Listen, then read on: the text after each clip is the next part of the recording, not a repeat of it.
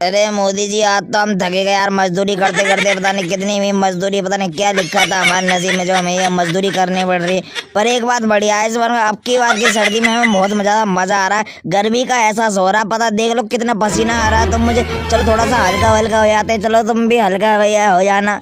है बहन के भोसड़े, राहुल तुझे दिखाई भी नहीं देता है? ऊपर देख के चलता है, नीचे देख के तो मुदले कहाँ मूत रहा हूँ, कहाँ नहीं मूत रहा हूँ। है मोदी समझा लो, नहीं तो मेरे को गुस्सा आ गया ना तो मेरे दिमाग की खसक जाएगी, पता है ना तुम्हें। अरे लालू यादव जी, ये तुम क्या करने लग रहे हो यार?